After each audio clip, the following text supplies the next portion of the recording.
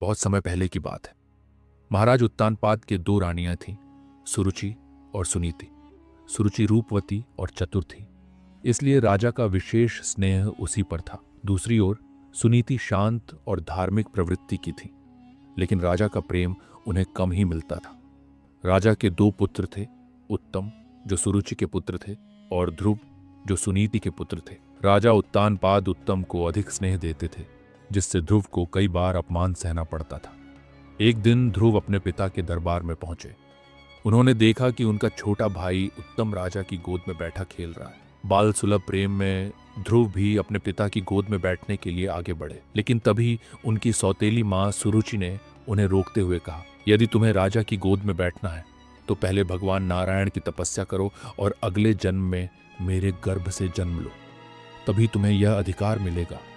ये कठोर शब्द सुनकर नन्हे ध्रुव के हृदय को गहरी चोट पहुंची। उनकी आंखों में आंसू आ गए, लेकिन उनके मन में संकल्प भी जागा।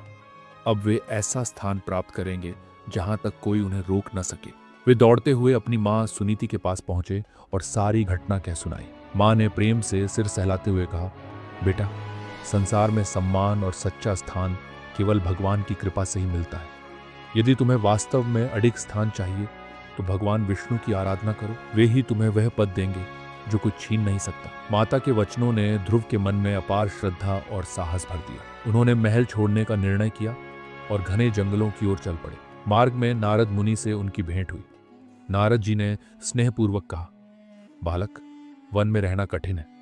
वहां न कोई भोजन होगा, न सुरक्षा। तुम इतने छोटे हो, इतनी कठिन साधना कैसे करोगे? लेकिन ध्रुव का संकल्प अटूट था। उन्होंने दृढ़ता से उत्तर दिया, गुरुदेव, मैं किसी भी कठिनाई से नहीं डरता। मुझे भगवान विष्णु का आशीर्वाद चाहिए। नारद जी प्रसन्न हुए और उन्होंने ध्रुव को AUM नमो भगवते वासुदेवाय मंत्र दिया। उन्होंने कहा, इस मंत्र का जाप करोगे तो भगवान अवश्य प्रकट होंगे। ध्रुव ने यमुना नदी के किनारे जाकर तपस्या प्रारंभ की। पहले वे केवल फल खाकर रहते, फिर केवल जल पर, और अंत में हवा के सहारे जीवित रहने लगे। उनकी तपस्या इतनी कठिन थी कि पूरी सृष्टि कांप उठी। 5वें महीने में स्वयं भगवान विष्णु उनके समक्ष प्रकट हुए। उनके तेज से पूरा जंगल प्रकाशमान हो उठा। भगवान ने स्नेह से ध्रुव को देखा और बोले, वत्स, मैं तुम्हारी कठोर तपस्या से प्रसन्न हूं, वरदान मांगो। ध्रुव ने श्रद्धापूर्वक कहा, हे प्रभु, मुझे ऐसा स्थान दें जो अटल हो, जिसे कोई छीन ना सके और जो अनंत काल तक बना रहे। ध्रुव, तुम्हारी भक्ति अमर रहेगी। मैं तुम्हें आकाश में एक अडिग स्थान प्रदान करता हूँ। अब से तुम ध्रुव तारा के रूप में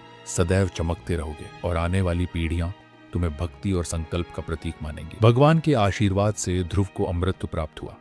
आज भी जब हम रात के आकाश में एक स्थिर अडिग तारा देखते हैं तो वह ध्रुव तारा ही है, एक छोटे बालक की अटूट भक्ति और संकल्प का प्रतीक।